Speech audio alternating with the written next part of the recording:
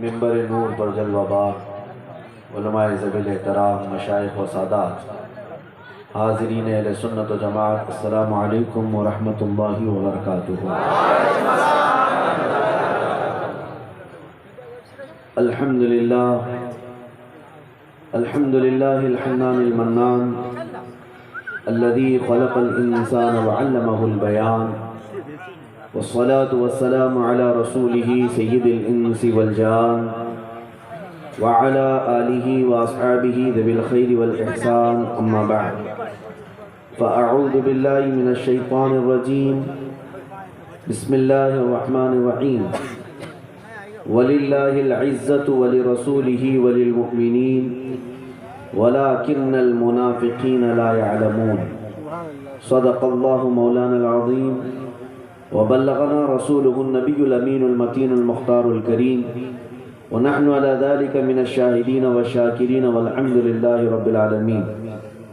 بارگاہ رسالت معاب صلی اللہ علیہ وسلم میں درود پاک کا ہدیہ پیش کریں۔ اللہم صل علی سیدنا مولانا محمد معدن الجود والکرم وآلہ واصحابہ الکرام وابنہ الکریم وبارک وسلم صلاة دائمة سرمدا ابدا۔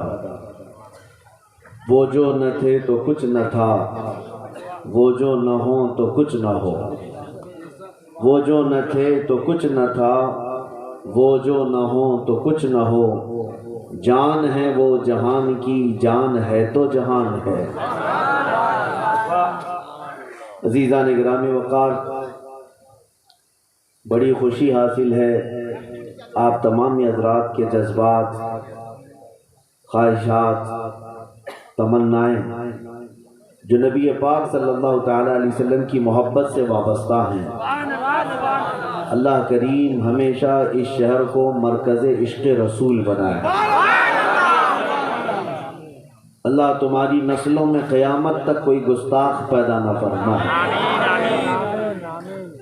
جب تک جوانوں میں یہ جذبہ باقی رہے گا، حضور پاک صلی اللہ تعالیٰ علیہ وسلم کے نام پاک کے لیے انشاءاللہ العزیز بڑی سی بڑی آندھی اور طوفان تمہارا کچھ نہ بگاڑ سکے۔ بس اسی بات پر رہو کہ اپنے بچوں کو جائیداد اور پراپرٹی نہ دے سکے تو کوئی بات نہیں، لیکن عشق رسول ضرور دے دیتے۔ وراثت میں اپنے بچے کو محبت رسول ضرور دے کر جانا۔ کل کو اگر تمہارا بچہ فقیر بھی رہا، دنیا اگر اس سے پوچھے کہ تیرے باپ نے کیا کمایا تھا اور تیرے لیے کیا چھوڑا، تو تمہارا بچہ شرم سے سر نہ جھکائے بلکہ سر اٹھا کر کہے میرا باپ مجھے عشق رسول دے کر گیا، مجھے میرا باپ وراثت میں محبت رسول دے کر گیا ہے۔ اس بات پر بچوں کو فخر کرنا بھی سکھاؤ، اس لیے کہ ہمارے پاس فخر کرنے والی اگر کوئی چیز ہے تو میرے مصطفیٰ کی ذات ہے۔ عزیزان گرامی وقار، نبی پاک صلی اللہ تعالیٰ علیہ وسلم کی نسبت پر اگر فخر نہ کریں تو پھر کس پر فخر کریں؟ ہمارے پاس اب بچی کون سی چیز ہے؟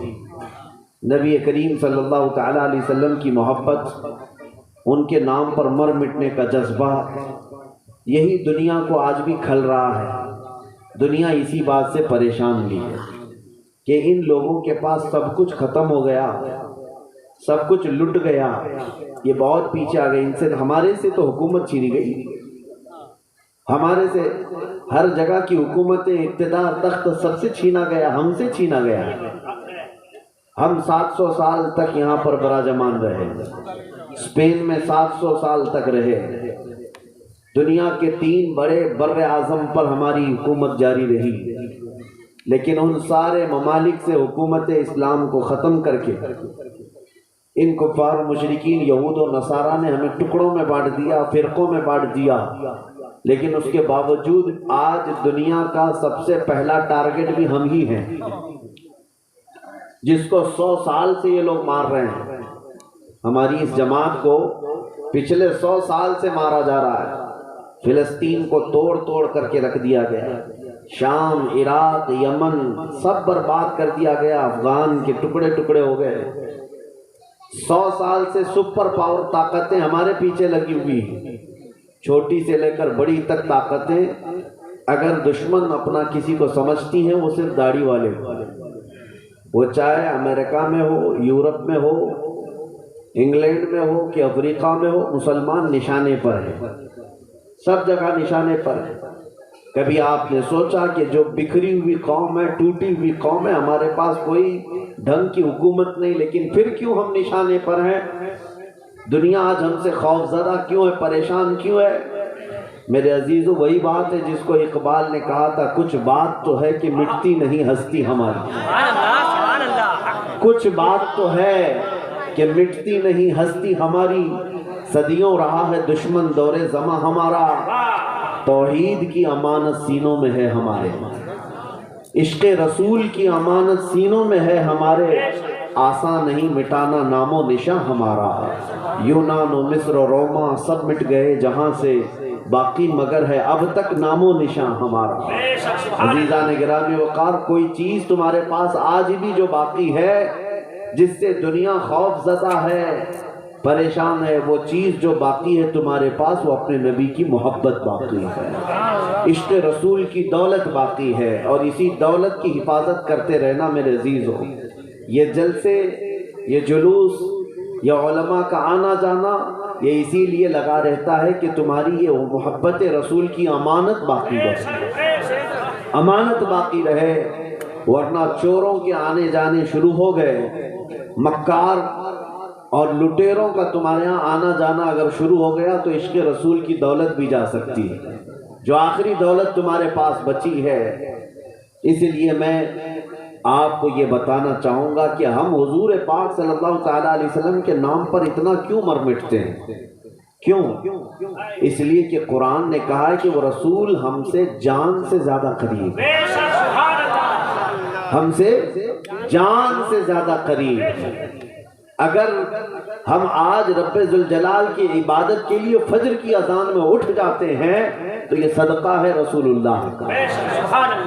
آج اگر ہمارے چہروں پر رونق ہے تو یہ صدقہ ہے رسول اللہ کا۔ ہم مسلمان ہیں تو کس کی بدولت ہے؟ رسول پاک صلی اللہ علیہ وسلم کی بدولت۔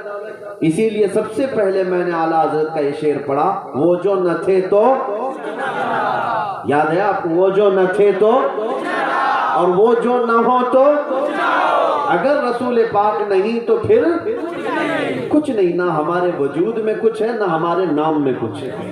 ہمیں جو کچھ بھی ملا ہے وہ میرے مصطفیٰ کے قدموں سے ملا ہے۔ بریلی کے امام اعلیٰ حضرت فاضل بریلوی رضی اللہ تعالیٰ عنہ یوں عرض کرتے ہیں بارگاہ رسول میں، یا رسول اللہ، خلق کے حاکم ہو تم، رزق کے قاسم ہو تم، خلق کے حاکم ہو تم، رزق کے قاسم ہو تم، جو ملا تم سے ملا تم پہ کروڑوں۔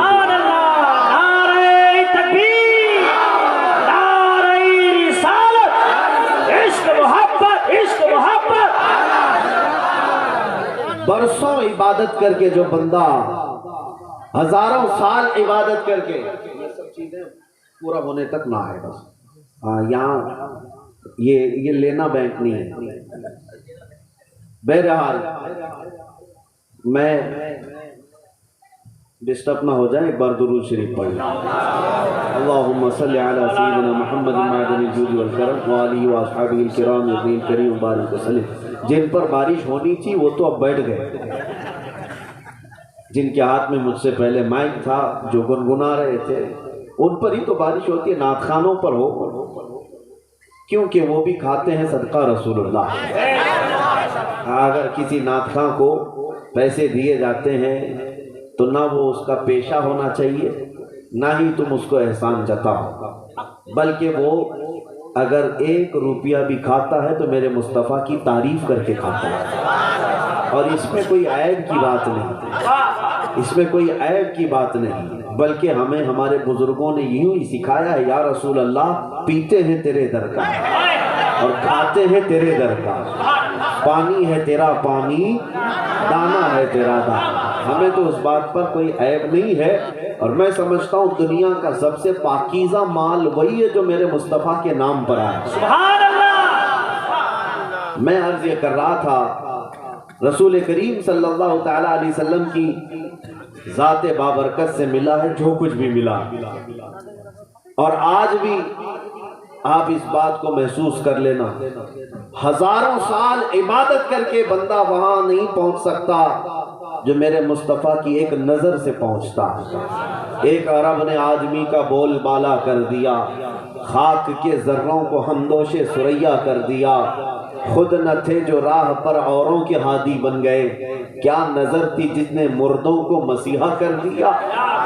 نبی پاک صلی اللہ تعالیٰ علیہ وسلم کے دربار کی بات، نسبت اگر مختصر بھی مل جائے وہ دنیا کا سب سے عظیم ستارہ بن جاتا ہے۔ جیسے میں آپ کو بتاؤں، حضور پاک صلی اللہ تعالیٰ علیہ وسلم کے صحابہ جو ہیں ان کا مقام کیا ہے پتہ ہے؟ صحابہ کا مقام یہ ہے، میرے آقا خود فرماتے ہیں اگر میری امت کا کوئی بندہ احد پہاڑ کے برابر سونا خیرات کرے، احد پہاڑ چھوٹا نہیں ہے، 10 کلومیٹر پہ پھیلا ہوا پہاڑ ہے، ایک ہی پہاڑ 10 کلومیٹر کے سراؤنڈنگ میں پھیلا ہے، اور نبی پاک صلی اللہ علیہ وسلم فرماتے ہیں کہ میرا کوئی امتی احد پہاڑ کے برابر سونا خیرات کرے اور میرا کوئی صحابی جو کے دانے کے برابر خیرات کرے تو بھی برابر نہیں ہو سکتا۔ وہ امتی صحابی کی اس خیرات تک نہیں پہنچ سکتا، صحابہ کا وہ مقام ہے۔ سرکار غوث پاک رضی اللہ تعالیٰ عنہ سے منقول اور بعض دیگر ائمہ اکرام سے منقول یہ بات ہے، صحابہ کا مقام کیا ہے؟ تو فرمایا گیا جو صحابی حضور صلی اللہ تعالیٰ علیہ وسلم کے ساتھ جہاد میں جایا کرتے، جس گھوڑے پر بیٹھ کر کے وہ جاتے، اس گھوڑے کے ٹاپ کے نیچے سے جو دھول اڑتی تھی اس دھول تک بھی غوث کا مقام نہیں ہے۔ غوث بھی وقت کا اس دھول تک نہیں پہنچ سکتا جو صحابی رسول گھوڑے پر بیٹھ کر جاتے تھے۔ یہ مقام صحابہ کا ہے۔ کیوں ملا صحابہ کو یہ مقام؟ کیوں ہے؟ صرف اور صرف صحبت رسول کی بنیاد، وہ نسبت رسول ہے جو انہیں دنیا میں سب سے ممتاز کرتی ہے، سب سے اعلیٰ کرتی ہے۔ امت کا کوئی غوث ہو، کوئی قطب ہو، کوئی کسی بھی قسم کا بڑا سا بڑا فقیہ ہو، وہ رسول پاک کے صحابی کے مقام کو نہیں پہنچ سکتا۔ پلس میں آپ کو ایک حیرت انگیز بات بتاؤں، حضور پاک صلی اللہ تعالیٰ علیہ وسلم مسجد نبوی شریف میں بیٹھے، ایک نوجوان تھا جو یہودی تھا، ماں بھی یہودن باپ بھی یہودی، لڑکا بھی یہودی، گزر رہا تھا، حضور کے جمال پر نظر پڑ گئی، نبی پاک صلی اللہ تعالیٰ علیہ وسلم کے چہرے پر نظر پڑی، وہ دیکھتا کا دیکھتا رہ گیا۔ میرے آقا کا حسن تھا ہی ایسا، میرے آقا صلی اللہ علیہ وسلم کو صحابہ کہتے ہیں جو ایک مرتبہ دیکھتا وہ پلکیں جھپکانا بھول جاتا، وہ حضور کو یوں ہی دیکھتا رہ جاتا۔ بلکہ بعض صحابہ فرماتے ہیں ہمیں بھوک شدت کی لگتی تو بھی چہرے مصطفیٰ کو دیکھتے، حضور کے چہرے کو دیکھتے بھوک بھی ختم ہو جاتی۔ یہاں تک کہ جو بیمار صحابہ ہیں وہ کہتے ہیں اگر بہت زیادہ بیمار ہوتے تو رسول اللہ کو دیکھ لیتے تھے۔ ہے زہر معاصی کا طیبہ ہی شفا خانہ۔ عزیزان گرامی اوقات، وہ یہودی نوجوان نبی پاک صلی اللہ تعالیٰ علیہ وسلم کے چہرے پاک کو دیکھا تو دیکھتا رہ گیا اور دروازے کے پاس کھڑا رہا، چونکہ یہودی تھا اندر تو آیا نہیں، کھڑا رہا، شام ہو گئی اور اس کے بعد گھر چلا گیا۔ آج ایک دن تھا، دوسرے دن پھر اس نے ارادہ کر کے دیکھنا شروع کیا، تیسرے دن سے تو اس کا معمول بن گیا کہ وہ کام کاج پہ نہیں جاتا، سیدھے آ کر مسجد کے باہر کھڑا ہوتا اور چہرے رسول کو تاکتا رہتا تھا، صرف ٹکٹکی باندھ کر دیکھتا رہتا تھا۔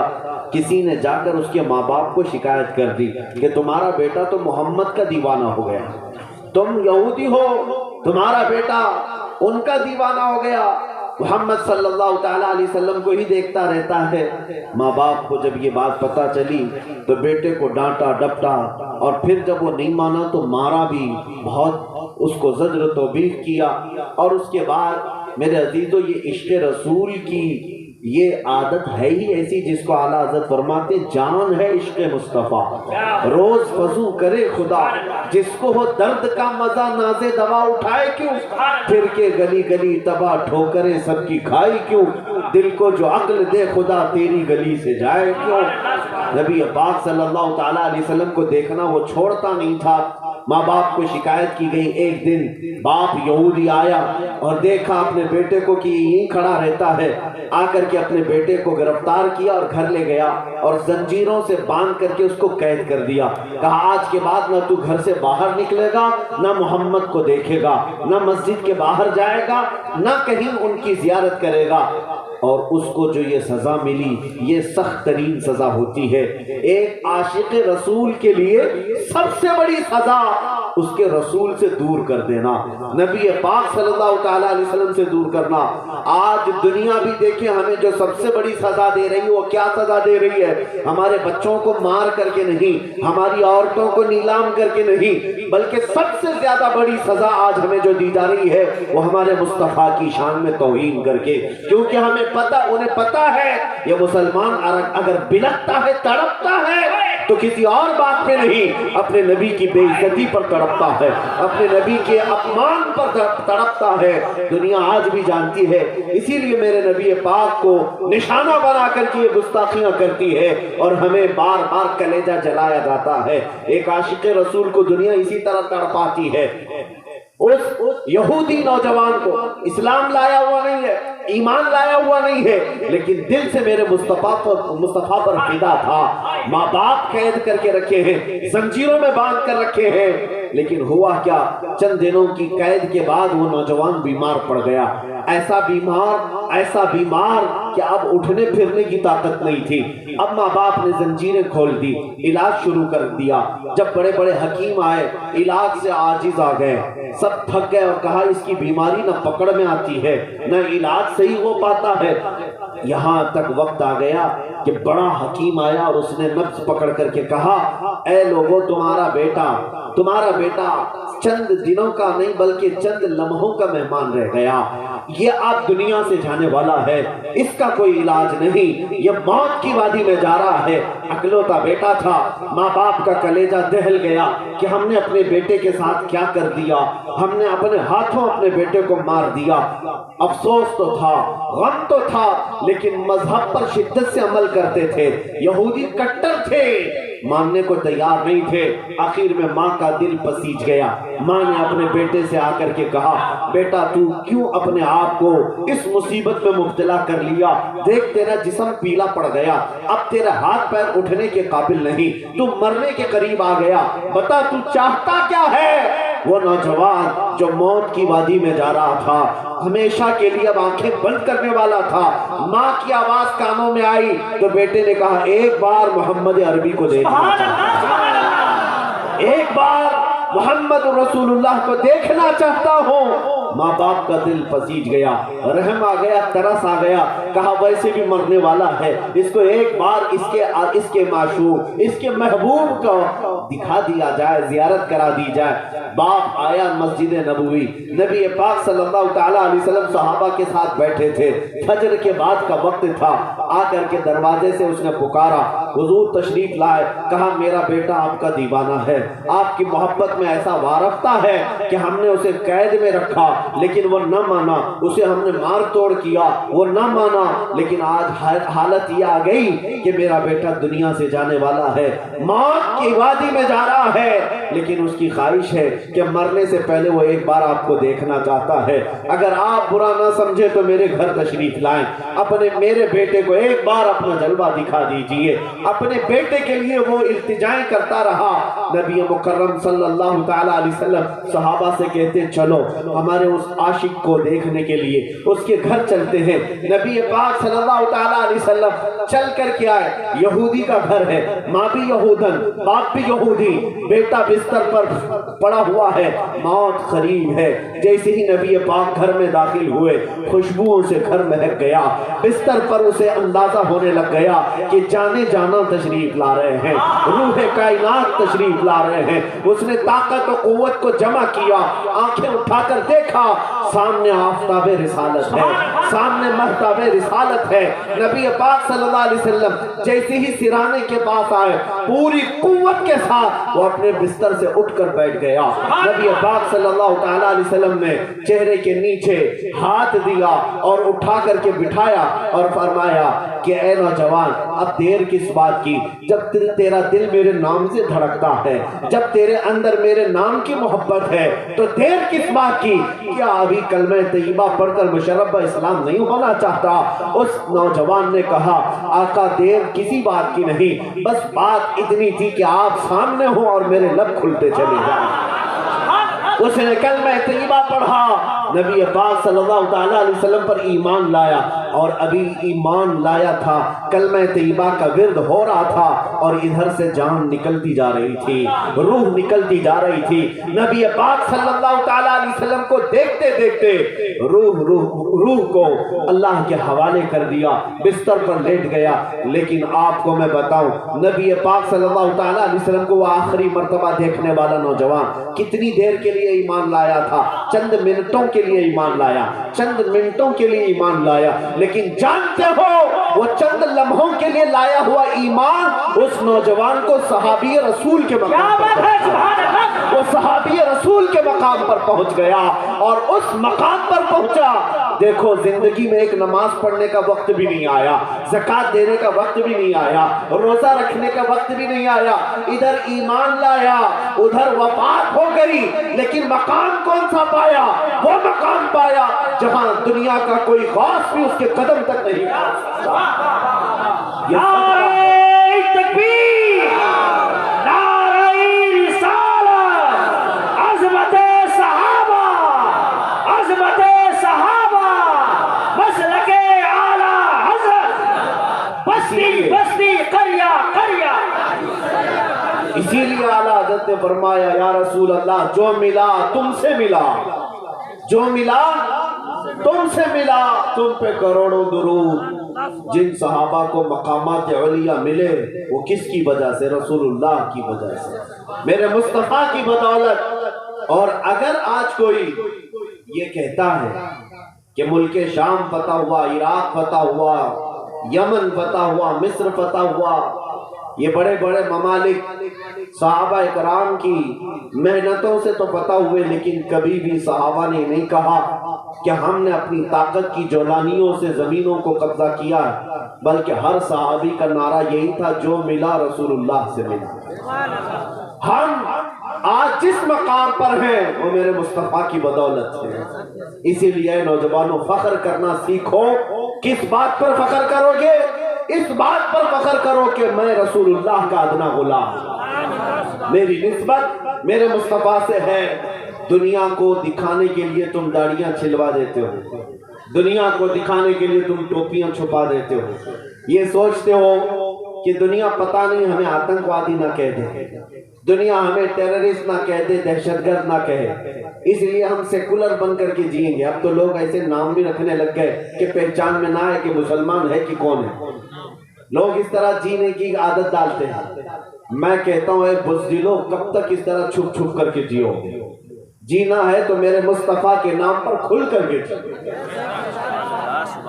شہید ٹیپو سلطان شیر میسور یہ فرمایا کرتے تھے کہ شیر کی ایک دن کی زندگی گیدڑ کی 100 سالہ زندگی سے بہتر ہے. 100 سال گیدڑ بن کر کے رہنے سے بہتر ہے ایک دن شیر کی زندگی گزار کر جاؤ. جینا ہے تو میرے مصطفیٰ کی نشانیوں کے ساتھ جیو, حضور کے اخلاق کے ساتھ جیو. تمہیں کس بات کی شرم ہے, کس بات کا عیب ہے؟ تم یہ سمجھتے ہو کہ روزی نہیں ملے گی, نوکری نہیں ملے گی, لوگ تانا دیں گے, ملا مولوی کہیں گے, تو پھر نبی کا نام کیوں لیتے ہو؟ محبت کا نعرہ لگاتے کیوں؟ اس رسول سے اگر سچی محبت ہے تو ان کے اخلاق اور عادت سے بھی محبت کرو, ان کے کردار سے بھی محبت کرو. ایسا نہیں ہے کہ صرف زبان سے نعرہ لگاتے رہیں اور ان کا کوئی عمل تمہیں پسند نہ ہو.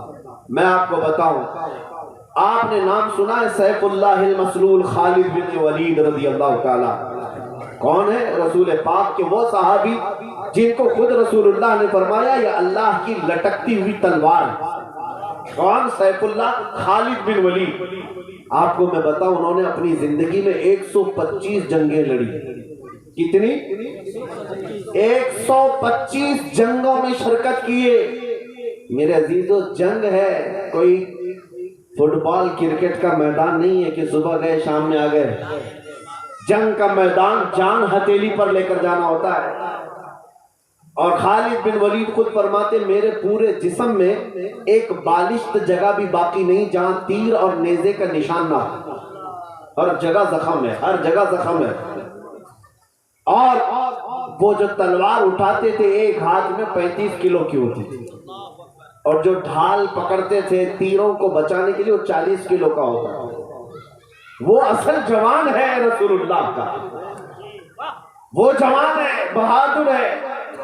میرے عزیزو 125 جنگوں میں شرکت کیا, لیکن ریکارڈ ہے یہ ہے کہ ایک بھی جنگ میں کبھی آپ کو شکست نہیں ہوئی, ایک بھی جنگ میں کبھی ہارے نہیں. خالد بن ولید جس جنگ میں گئے فتح کا جھنڈا لہرا کر آئے. اور ایک بڑی تعجب کی بات بتاؤں, خالد بن ولید رضی اللہ تعالیٰ عنہ جس علاقے کو فتح کیے تھے اپنے زمانے میں 14 صدیاں گزر گئی, آج تک وہ علاقہ اسلام کے تحت ہی ہے. سبحان اللہ, آج تک مسلمانوں کے زیر نگین. خالد بن ولید نے جس علاقے کو فتح کیا وہ اب تک غیروں کے ہاتھ میں نہیں جا سکا, نہیں گیا. اتنی فضیلت سنو, اس خالد بن ولید کی بات کر رہا ہوں. وہ فخر کس بات پر کرتے تھے؟ اپنی باڈی پر, اپنی طاقت پر, ہاں اپنی جولانیت پر, اپنے تلوار کے فن پر. کس پر فخر کرتے تھے؟ نہیں, ان کو ان باتوں پر فخر نہیں تھا, بلکہ وہ خود کہتے ہیں جنگ موتا میں ایک جنگ ایسی کہ جس میں 9 تلواریں ان کے ہاتھ سے ٹوٹی. ایک تلوار ٹوٹتی دوسری اٹھاتی, دوسری کے بعد تیسری, تیسری کے بعد چوتھی, 9 تلواریں ٹوٹی. میدان چھوڑ کر کبھی بھاگے نہیں, وہ لڑتے رہے. حضرت خالد بن ولید فرماتے میں شہادت کے شوق میں جاتا تھا, لیکن کبھی موت میدان جنگ میں نہیں آئی, نہیں آئی. ایک جنگ کے میدان میں ایسا ہوا کہ بڑے بڑے پہلوان سامنے تلوار لہراتے آ گئے. آپ کی گردن کے پاس 4 بڑے بڑے پہلوان آئے. آپ لڑ ہی رہے تھے کہ اچانک آپ کا امامہ گر گیا, سر سے امامہ گر گیا. اب ہونا کیا چاہیے؟ جنگ کے طریقوں میں یہی ہے کہ پہلے دشمن کا مقابلہ کرو, بعد میں اپنی چیزیں اٹھاؤ. لیکن خالد بن ولید نے سامنے کھڑے ہوئے کسی کافر کی پرواہ نہ کی, امامہ اٹھانے کے لیے چل پڑے. بڑے بڑے پہلوان سامنے تلوار لے کر کھڑے ہیں, آپ ان کی طرف نہیں دیکھ رہے تھے, امامہ شریف اٹھانا ہے. اپنی ٹوپی امامہ اٹھانے کے لیے بھاگے اور جلدی سے جا کر بھاگ کر اٹھا لیے. اتنی دیر میں تو وہ گردن الگ کر سکتے تھے, لیکن سب حیرت میں رہ گئے. سبوں نے تلوار نیچے کر لی. یہ حرکت ایک عام فوجی بھی نہیں کرتا, ایک عام سپاہی بھی نہیں کرتا. خالد بن ولید تو سپہ سالار ہے, ایسی حرکت کیسے کر سکتے ہیں؟ تو ان کافروں نے پوچھا خالد بن ولید سے یہ کیا حرکت تم نے کیا؟ ایک چھوٹا فوجی بھی نہیں کرتا ایسی حرکت. تم بڑے سپہ سالار ہو کر جنگ میں جب دشمن تیری گردن پر تلوار تانے کھڑا ہے, اپنی گردن بچانے کی بجائے تم پگڑی بچانے چل پڑے, تم اپنا امامہ اٹھانے چل پڑے. خالد بن ولید نے جو جواب دیا میرے عزیزو, یہی صحابہ کا مسلک تھا. انہوں نے کہا اے ظالمو, تم کیا سمجھتے ہو خالد بن ولید اپنے طاقت کے بل بوتے فتح حاصل کرتا ہے, اپنی جوانی کے بل بوتے جنگوں کو جیتتا ہے؟ نہیں. سنو, بات دراصل یہ ہے کہ یہ امامہ صرف امامہ نہیں, اس کے اندر میرے مصطفیٰ کے 3 منہ مبارک رکھے ہیں. اس کے اندر رسول اللہ کے 3 بال مبارک ہیں, اور میرا یقین یہی ہے میں اپنی طاقت کے بل بوتے نہیں جیتتا, بلکہ جس جنگ میں بھی مجھے فتح ملتی ہے وہ رسول اللہ کے منہ مبارک کی بدولت. نسبت پر انہیں ناز تھا, انہیں فخر اسی بات پر تھا. اسی کو اعلیٰ حضرت نے کیا فرمایا, یا رسول اللہ جو ملا تم سے ملا, تم پہ کروڑوں درود. خلق کے حاکم ہو تم, رزق کے قاسم ہو تم, جو ملا تم سے ملا, تم پہ کروڑوں درود. اسی لیے میں نے آج دیکھا ہے عزت اسی کی ہے جو رسول اللہ کا دیوانہ ہے. جو میرے مصطفیٰ کا پروانہ ہے اسے دنیا نہیں بھولتی۔ آج دیکھیں بنگال کی اس وادی میں بیٹھا ہوں، یہاں پر شاید میں پہلی مرتبہ آیا، لیکن آتے ساتھ 100 سال پہلے گزرے ہوئے بزرگ جن کا نعرہ کثرت سے لگتا ہے وہ کوئی اور نہیں، وہ امام عشق و محبت اعلیٰ حضرت کی ذات ہے۔ آج ہر بچہ ہر جوان عشق محبت اعلیٰ حضرت کیوں پکارتا ہے، کیوں نعرے لگاتا ہے؟ اس لیے نہیں کہ وہ بہت بڑے نیتا تھے، اس لیے نہیں کہ وہ بڑے زمیندار تھے، اس لیے نہیں کہ انہوں نے لوگوں میں پیسہ بہت بانٹا ہے، اس لیے ہر بچے کی زبان پر اعلیٰ حضرت کا نعرہ ہے کہ اس اعلیٰ حضرت نے اپنی زندگی میرے مصطفیٰ کے نام پر وقف کی تھی، اور انہوں نے دنیا کو یہ سکھایا تھا کہ جینا ہو تو اے لوگوں ایسے جیو کہ حضور کو پکار کر یوں کہو یا رسول اللہ چمک تجھ سے پاتے ہیں سب پانے والے، میرا دل بھی چمکا دے، میرا دل بھی چمکا دے چمکانے والے۔ اس اعلیٰ حضرت نے جو عشق رسول کا درس دیا، اس لیے مولا کریم نے آج نہ ان کا نام مٹنے دیا ہے نہ ان کا کلام مٹنے دیا۔ ہاں وہ بزرگ آج ہمارے مجمع میں زندہ ہے، آج مجاہد ملت کو کثرت سے یاد کیا جاتا ہے۔ کیا کہنے؟ بنگال کی کھاڑیاں، اڑیسہ کی وادیاں مجاہد ملت کے قدم قدم کو یاد کرتی ہیں۔ کیوں؟ کیا اس مجاہد ملت نے بہت بڑا محل بنا لیا تھا؟ کیا اس مجاہد ملت نے کوئی بہت بڑی حکومت بنا لی تھی؟ اس مجاہد ملت نے اپنی زندگی میں اگر کچھ کیا ہے تو ان بھولے بھالے سنیوں کے دلوں کو عشق رسول سے گرمایا، محبت مصطفیٰ میں جینا سکھایا ہے، تڑپنا سکھایا ہے۔ بلکہ بنگال اور اڑیسہ کی کھاڑیوں اور وادیوں میں بسنے والا ہر مسلمان اس بات کو یاد رکھے، تم مجاہد ملت کے پڑوسی ہو۔ مجاہد ملت نے یہ درس بھی دیا کہ اے مسلمانوں، دنیا اگر تمہیں قید کرنے سے ڈراتی ہے، جیل کی سلاخوں میں ڈالنے سے ڈراتی ہے تو ڈرنا نہیں، بلکہ مجھے دیکھ لینا، خوشی سے ہتھکڑیاں پہن لینا، اس لیے کہ اگر نام مصطفیٰ پر ہتھکڑیاں پہنائی جائیں تو ان بزرگوں نے کہا یہ ہتھکڑیاں نہیں ہے، یہ میرے مصطفیٰ کی محبت کے کنگن ہے۔ نعرہ تکبیر، اب سے نعرہ رسالت، مسلک اعلیٰ حضرت، فیضان حضور مجاہد ملت، ہمت مجاہد ملت، بستی بستی کریا کریا، دیکھو دیکھو کون آیا، زندہ باد۔ میرے عزیز، بس میں یہی چاہتا ہوں کہ تمہارا جذبہ برقرار رہے۔ دنیا جو لوٹنا چاہے لوٹ لے، ہم دنیا کے لیے نہیں آئے۔ ہمیں ہمارے مصطفیٰ کریم صلی اللہ علیہ وسلم نے ارشاد فرمایا الدنیا سجن للمؤمنین، دنیا مومنوں کے لیے قید خانہ ہے۔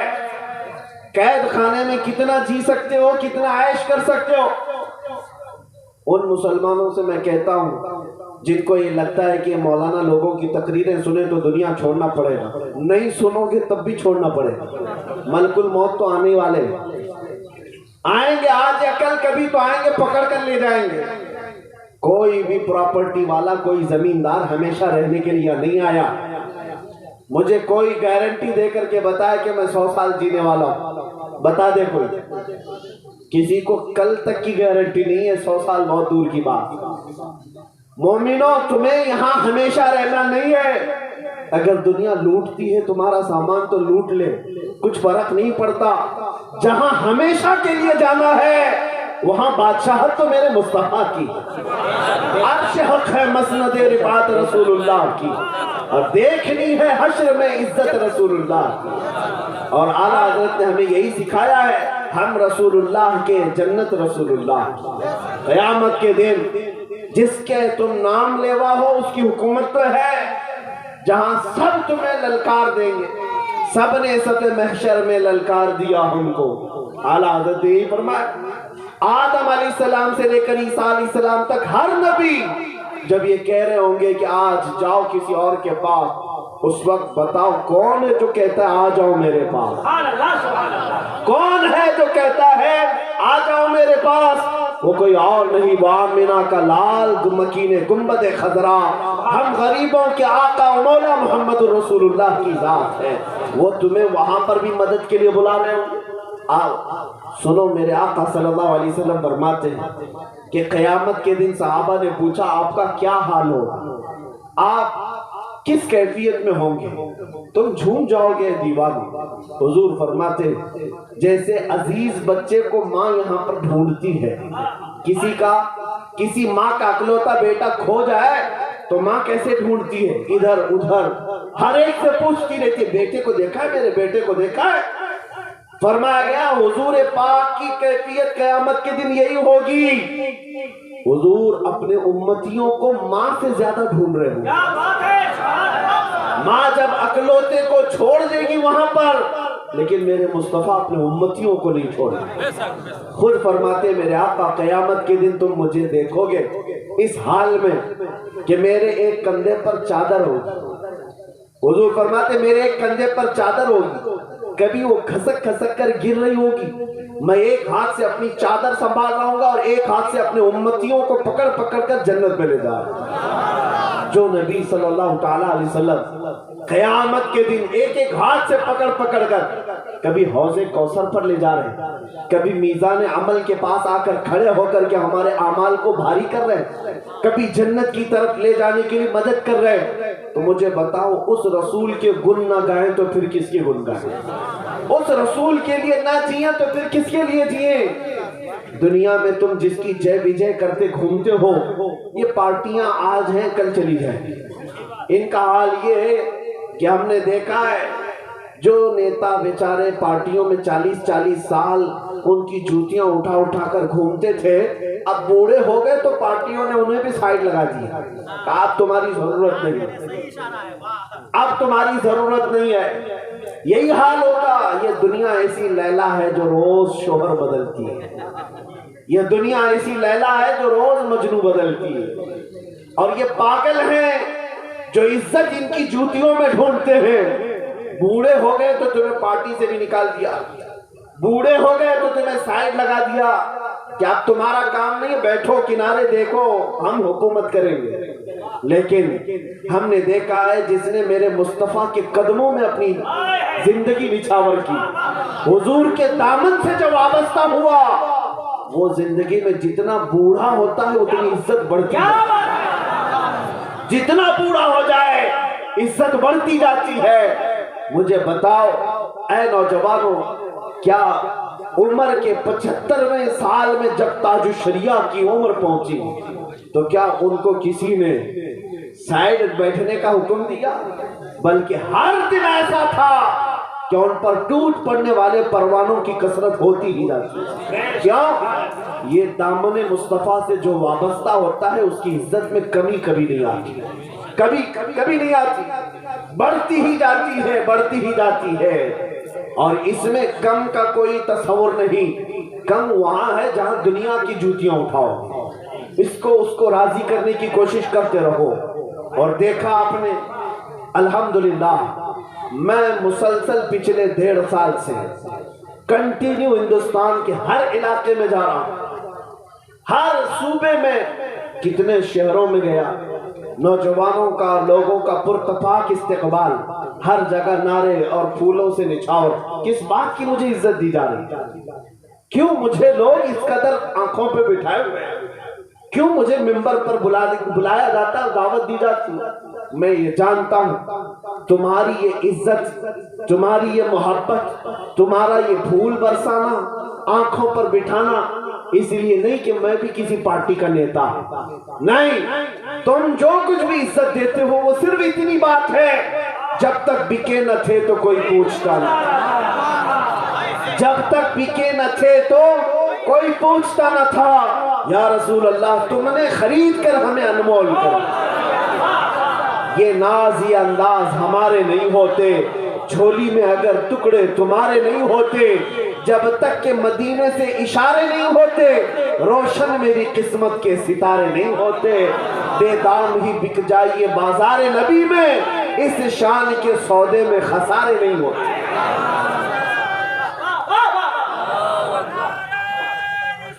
یا مفتی صاحب کو میں نے دیکھا ہے لاکھوں کے جلسے میں, لاکھوں کے مجمع میں, الحمدللہ دیوانے نعرہ لگاتے ہیں تو قسم خدا کی لگتا ہے دشمن نبی کا کلیجہ کانپنے لگتا ہے. لبیک لبیک لبیک یا رسول اللہ, لبیک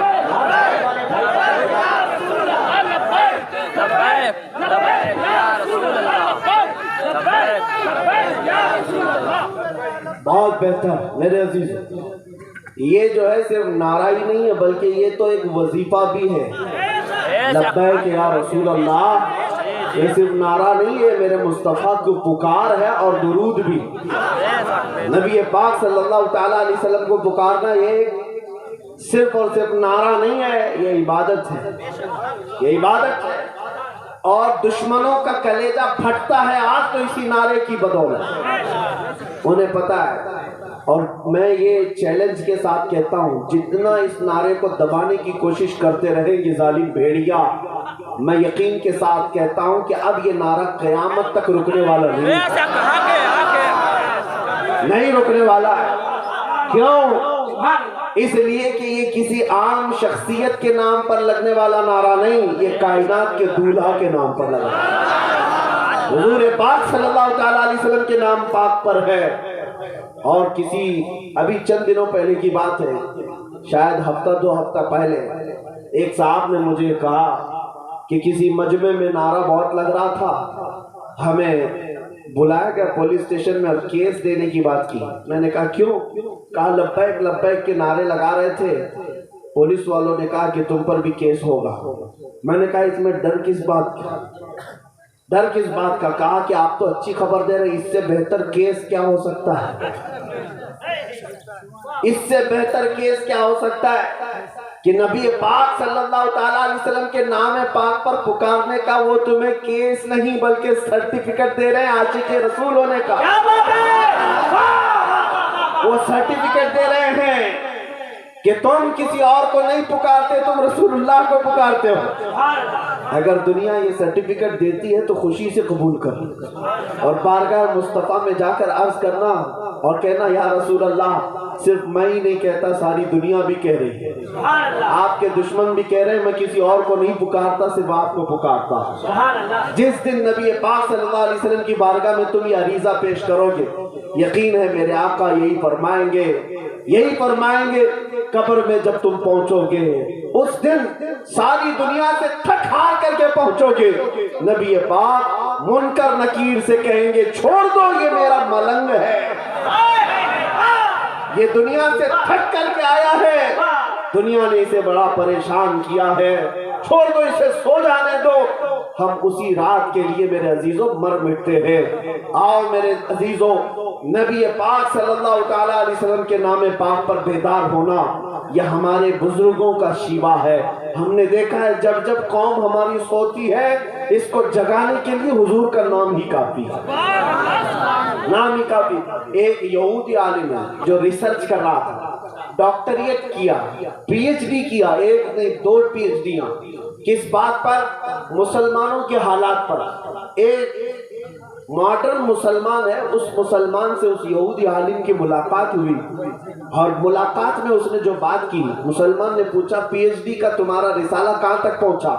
کہا میں نے 2 بار الگ الگ ٹاپک پر پی ایچ ڈیاں کی اور سب مسلمانوں کے حالات پر. اس مسلمان نے پوچھا کہ کس نقطے پر تم پہنچے, رزلٹ کیا آیا تمہاری پی ایچ ڈی میں؟ وہ یہودی عالم کہتا ہے میں نے دیکھا کہ مسلمان کئی مرتبہ تباہ ہوئے, برباد ہوئے, ٹکڑے ہوئے, ان کو بچوں کو مارا گیا, ان کو گھروں سے نکالا گیا, ان کو جلایا گیا, ان کی کھوپڑیوں سے مینار بنائے گئے, ان کی عورتوں کو دفن کیا گیا, بہت کچھ ان کے ساتھ کیا گیا, لیکن پھر بھی یہ جمع ہوتے ہیں, پھر بھی جمع ہوتے. نہ ان کی اذانوں میں فرق آیا, نہ ان کی نمازوں میں فرق آیا, نہ ان کے چہروں پر فرق آیا, پھر وہی تر و تازی آ جاتی ہے. یہ کیسی ڈال ہے, یہ کیسا درخت ہے کہ اس کی ہر شاخ کو توڑا جائے پھر بھی ہریالی باقی رہتی, پھر بھی ہریالی باقی رہتی ہے. یہ کیسا درخت ہے؟ تو اس مسلمان نے پوچھا کہ تمہیں کیا لگتا ہے وجہ کیا ہوگا, تم بتاؤ. اس یہودی عالم سے پوچھا کہ وجہ کیا ہوگی کہ بار بار ہریالی پھر آتی ہے, اس کی شاخوں کو توڑنے کے بعد بھی پھر ہریالی آتی ہے.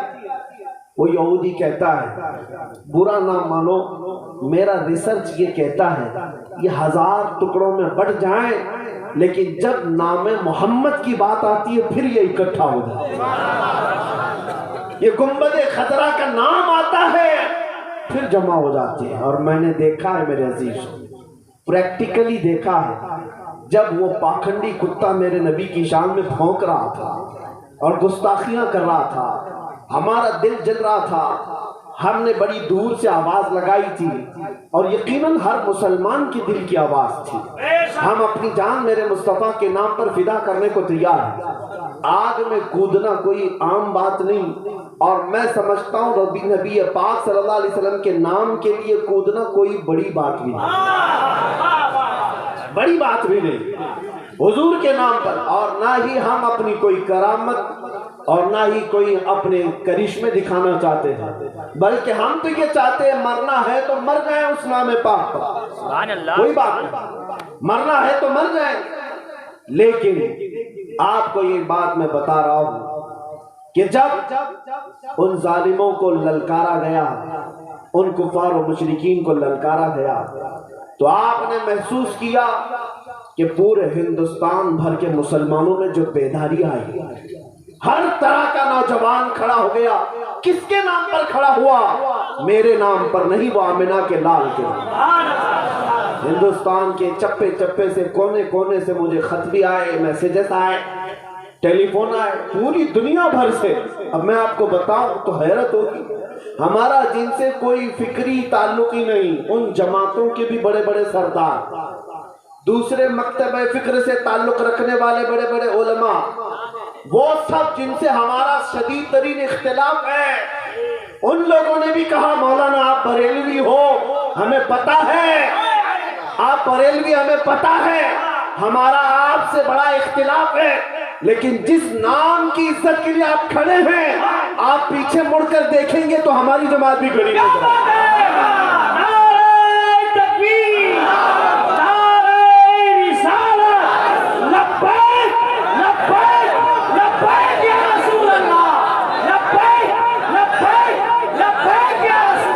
میرے عزیزوں، میں یہ بات اس لیے عرض کر رہا ہوں کہ مجھے پیچھے مڑ کر دیکھنے کی ضرورت نہیں کہ کون کھڑا ہے کون نہیں کھڑا ہے۔ انہوں نے کہا تھا پیچھے مڑ کر دیکھیں تو ہم بھی نظر آئیں گے۔ ہمیں اس بات کو یہ جاننا ضروری نہیں کہ کون کھڑا ہے کون نہیں، لیکن میں اس لیے یہ بات عرض کر رہا ہوں کہ ایک نام پاک ایسا ہے جو پوری کائنات کے مسلمانوں کو جوڑ دیتا ہے، وہ نام پاک مکین گنبد خضرا مصطفیٰ کریم کا نام ہے۔ اسی لیے کثرت سے نعرہ بھی اسی رسول کا لگایا۔ میں اکثر ممبروں پر جانے کے بعد یہ کہتا ہوں اسٹیج پر میرے نام کا نعرہ مت لگاؤ، ہمارے استقبال کے لیے ہمارے نعرے، ہمارے کیا حیثیت کیا ہے، ہماری حیثیت کیا ہے ہمارے نام کے لیے بڑے بڑے نعرے لگانا یا ہماری شان میں کوئی اشعار پڑھنا؟ نہیں، پڑھو تو صرف رسول اللہ کے نام، اجر و ثواب بھی ہے، تمہاری دنیا بھی اور آخرت بھی چمکدار ہے اور سرفراز۔ اس نام پاک کا چرچا کرو، اس لیے کہ بادشاہ ہے تو پھر دوسروں کی بات کی ضرورت کیا ہے؟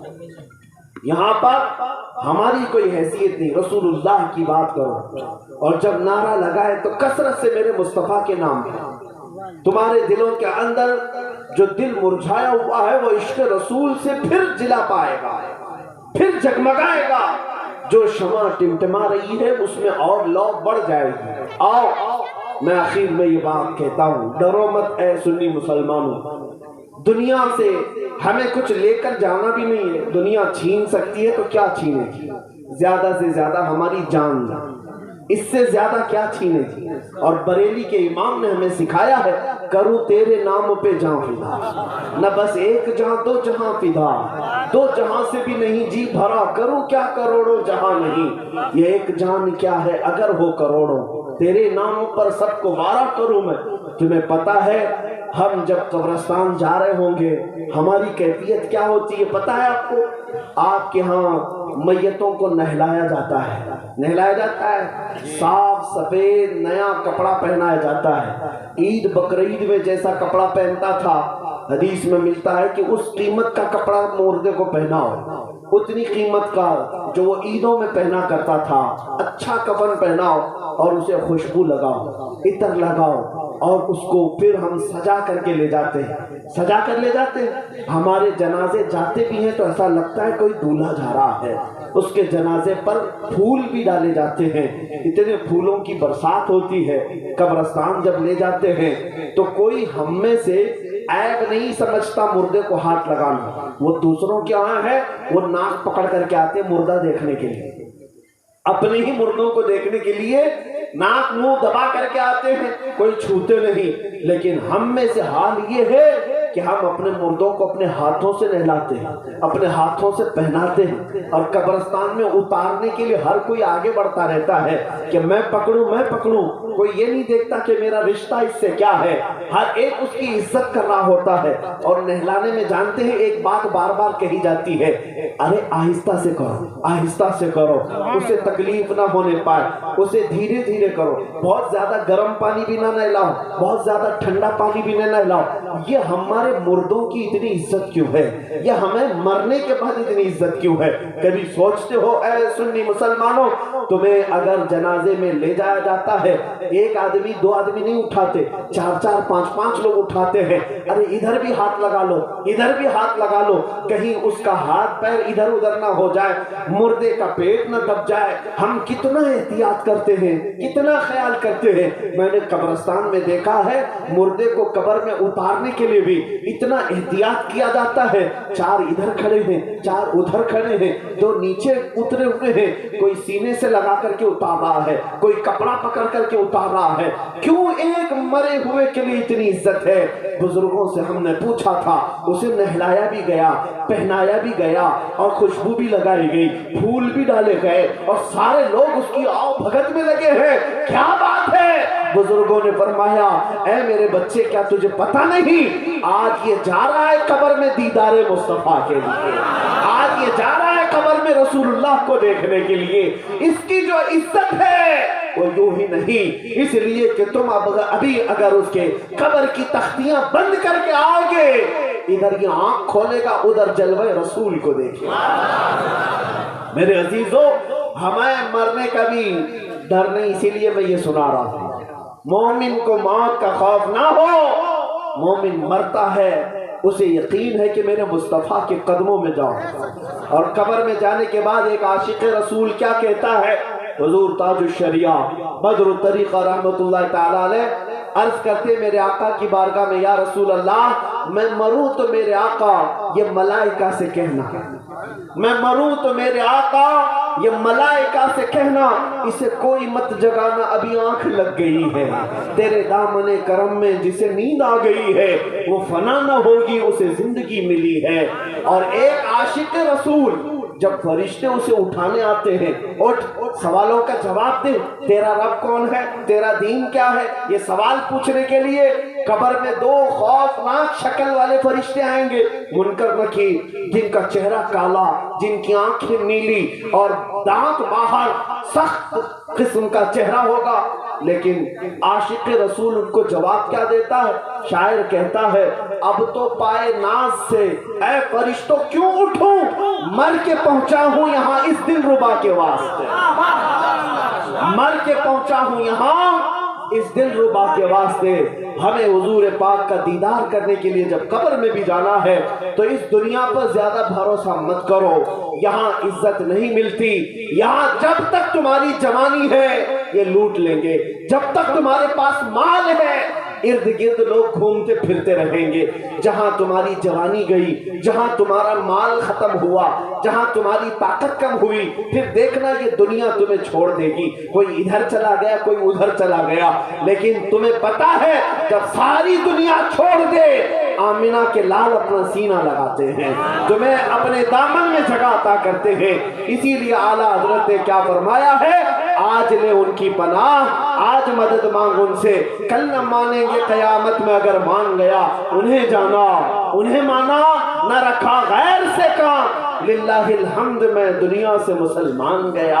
اسی لیے اے نوجوانوں، راضی کرنا ہے تو ایرے گہرے نتھو کھیرے کو راضی مت کرو، کوئی تم سے راضی ہونے والا نہیں ہے۔ راضی کرنا ہے تو مکین گنبد خضرا کو راضی، وہ جلدی راضی ہوتے ہیں، وہ جلدی راضی ہوتے ہیں۔ اور اپنے رب العالمین کو راضی کرو، وہ ایک سجدے سے راضی ہوتا ہے۔ یہاں دنیا کو راضی کرنے کے لیے لوگ میٹنگیں کر رہے ہیں، کانفرنسیں کر رہے ہیں، دھرم سنسد کر رہے ہیں کہ حکومت ہم سے راضی ہو جائے۔ ارے جو گورنمنٹ بیٹھی ہوئی ہے اس کو منانے کے لیے تھوڑا سیکولر بن جائیں گے، اور ان کو بھی بلا لیں گے، ان کو بھی بلا لیں گے، سب کو بلا کر کے ہم کہیں گے، ہم بھی اوم اوم کہیں گے، تم بھی اوم اوم کہو، دونوں بات ایک ہی ہے۔ نعوذ باللہ من ذالک۔ آج تخت پر بیٹھے ہوئے ظالموں کو راضی کرنے کے لیے کچھ بکاؤ لوگ بازار میں آئے، ان غداروں کو پہچانو۔ اعلیٰ حضرت نے 100 سال پہلے ہمیں بتایا تھا یہ جماعت کے غدار ہیں، سونا جنگل رات اندھیری چھائی بدلی کالی، سونے والوں جاگتے رہیو چوروں کی رکھوالی ہے۔ یہ کون سے چور ہیں؟ یہ جو تمہارا ایمان چھیننے والے چور ہیں، یہ عشق رسول چھیننے والے چور ہیں۔ ان کو راضی کرنے سے کچھ نہیں ہونے والا۔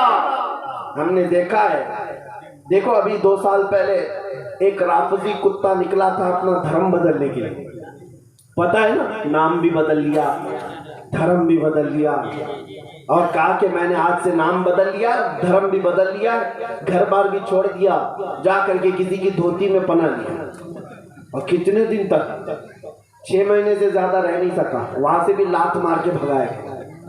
ہوا یہ کہ دھوبی کا کتا نہ گھر کا نہ گھر کا۔ جب مصطفیٰ کریم صلی اللہ علیہ وسلم کے دربار کو چھوڑ کر کوئی جاتا ہے وہ در در کی ٹھوکریں کھاتا ہے۔ دنیا میں بھی ذلت ہے، آخرت میں بھی ذلت ہے۔ ہم نے دیکھا ہے ان کو راضی کرنے کے لیے بیچارہ سب کچھ بدل لیا، لیکن وہ راضی نہیں ہوئے، راضی نہیں ہوئے، تم سے راضی نہیں ہوں گے۔ اسی لیے میں کہتا ہوں 10 لاکھ سال بھی تم ناک رگڑتے رہو، یہ دنیا کے ظالم دشمن تم سے راضی نہیں ہوں گے۔ راضی کرنا ہو تو آمنہ کے لال محمد رسول اللہ کو راضی کرو، وہ یہاں بھی میرے آقا ہیں، قبر میں بھی آقا ہیں، اور حشر کے بھی آقا ہیں، انہی سے سب ہے، انہی سے سب کچھ ہے۔ اسی لیے میں نے جو شعر کہا تھا، وہ جو نہ تھے تو کچھ نہ تھا، وہ جو نہ ہو تو کچھ نہ ہو، جان ہے وہ جہان کی، اور جان ہے تو جہان ہے۔ اللہ کریم ہم سب کو ان کی محبت میں جینے مرنے کی توفیق عطا فرمائے۔ ہم رہیں تو مولا عاشق رسول بن کر کے جیے، اور مرے تو میرے مصطفیٰ کی محبت میں مرے۔ مولا جب ہمارا جنازہ اٹھے تو دنیا پکار کر کہے کہ میرے مصطفیٰ کا دیوانہ اس دنیا سے جا رہا ہے۔ اتنی ہی دعا ہے، اور ساتھ میں تمہیں یہ درس دے کر کے جاتا ہوں، اٹھو قوت عشق سے ہر پست کو بالا کر دو، دہر میں نام محمد سے اجالا کر دو۔ یہاں دنیا میں جو کچھ بھی ہے وہ میرے مصطفیٰ کا ہے۔ اسی لیے میرے مرشد گرامی تاج الشریعہ نے یہ فرمایا ہے، زندگی یہ نہیں ہے کسی کی کسی کے لیے، زندگی ہے نبی کی نبی کے لیے، نہ سمجھ مرتے ہیں زندگی کے لیے، ارے جینا مرنا ہے سب کچھ نبی کے لیے۔ وآخر دعوانا الحمدللہ رب العالمین۔ السلام علیکم۔ السلام علیکم۔